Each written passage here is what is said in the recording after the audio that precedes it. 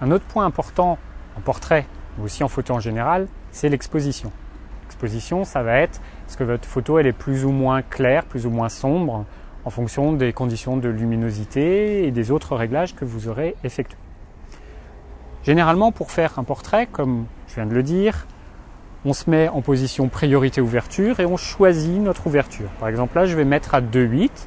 C'est le maximum de mon zoom et c'est une valeur que je juge intéressante parce que 1,8, ça peut être un petit peu... La zone de netteté peut être un petit peu trop courte. Si jamais j'ai fait la mise au point et que je recule un petit peu ou que j'avance un petit peu, je pourrais prendre le risque d'avoir le nez net et les yeux flous. Donc 2,8 ça me va, c'est très bien. Comme ça, j'ai une profondeur de champ de quelques centimètres et ça me va. Dans mon cas, j'ai décidé que ça me correspondait. J'ai fait quelques essais et le résultat me plaisait. Donc maintenant, si je choisis ce mode priorité ouverture, ça veut dire que l'appareil photo va faire le reste. J'ai rien choisi et il va dire, alors il y a telle lumière, vous avez choisi tel paramètre, maintenant moi je décide d'utiliser un temps d'exposition de 1/800.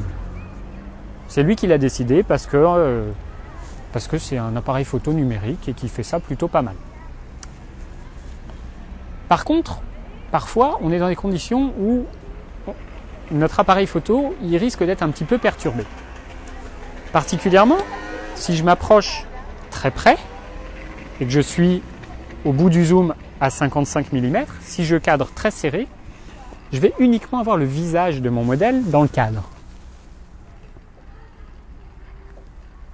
Peut-être à peine, voilà, est-ce que tu peux me regarder? Voilà, hop. Voilà. Et là, le fait que le visage tout entier prenne toute la surface de l'image, mon appareil photo il va être un petit peu trompé parce que le visage de mon modèle est très clair et du coup comme son automatisme fait qu'il ramène toute image à une espèce de valeur moyenne, mon image elle va être trop sombre. Si j'avais photographié par exemple un paysage où il n'y avait que de la neige, si j'avais laissé faire l'automatisme, ma neige elle serait grise et non pas blanche. Là, on est un petit peu dans le même cas. Elle n'a pas le teint de porcelaine, Hélène, mais elle a quand même le visage assez clair. Et du coup, l'automatisme m'assombrit ma photo parce qu'il croit qu'elle ne devrait pas être aussi claire que ce que moi j'attends. A l'inverse, si j'avais un sujet, un modèle noir, la photo serait beaucoup trop claire parce que l'automatisme de l'appareil photo s'attendrait à un visage, enfin une couleur, une surface d'image assez moyenne, assez neutre, et du coup éclaircirait artificiellement mon image pour tendre vers cette valeur moyenne. On appelle ça un gris neutre.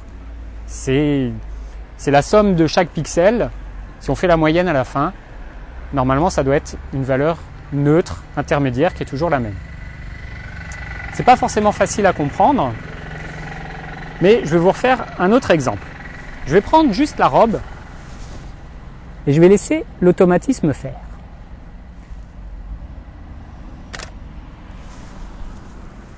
Et là, vous voyez, l'automatisme ne me fait pas une robe noire, mais une robe grise.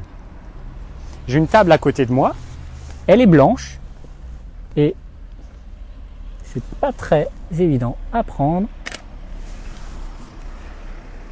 Mais il va me la faire ressortir grise. Donc ce qu'il faut savoir du coup, c'est un petit peu anticiper ça. Si je m'approche très près et que j'ai mon visage en plein cadre et que mon modèle est à la peau claire, il va falloir que je corrige l'exposition. Parce que je sais à l'avance que l'appareil va se tromper. Donc comment corriger? Il faut utiliser le correcteur d'exposition. C'est présent sur tous les appareils photo numériques en tout cas, même les compacts d'entrée de gamme disposent de ce réglage. Vous avez un petit pictogramme avec un petit plus et un moins. Et quand vous cliquez dessus, après vous pouvez choisir d'augmenter ou de diminuer l'exposition. C'est donné en... La valeur c'est l'IL, c'est un indice de luminosité.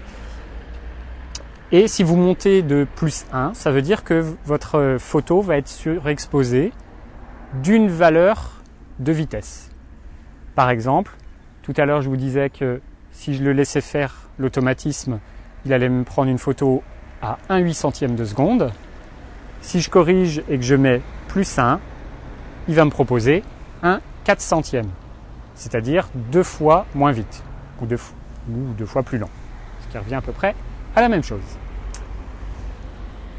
Donc ça va s'appliquer si je prends une photo de portrait très près avec le visage en plein cadre. Par contre, dans l'autre sens, si je recule un petit peu, ou si je prends un portrait plus large, le fond risque de prendre une certaine importance. Ici, vous voyez, on a des arbres, ils sont verts assez foncés. Et du coup, si je cadre assez large et que je ne corrige pas l'exposition, alors, je vais mettre comme ça. Hop, voilà. Ma photo risque d'être un petit peu trop claire sur le visage, parce que comme j'ai un arrière-plan sombre, l'appareil photo a été trompé et a éclairci involontairement, ou enfin pas involontairement, mais contre mon gré en tout cas, l'image. Donc ça veut dire que ça va être à moi de descendre et de sous-exposer un petit peu ma photo, parce que je sais que le fond sombre va tromper l'appareil. Alors ça va pas être simple à faire et vous allez vous faire avoir, vous allez faire des photos surexposées, sous-exposées. Il y a deux possibilités. La première, c'est de faire plusieurs photos avec plusieurs valeurs d'exposition, de surexposition, de sous-exposition différentes. À la fin, vous garderez la bonne et vous vérifierez laquelle vous avez gardée afin d'apprendre petit à petit. Ou alors, c'est de faire des erreurs, de laisser faire l'automatisme. Et puis, une fois que vous serez rentré chez vous et que vous regarderez vos photos, vous direz « Ah mince, celle-là, elle est surexposée. Si j'avais su ».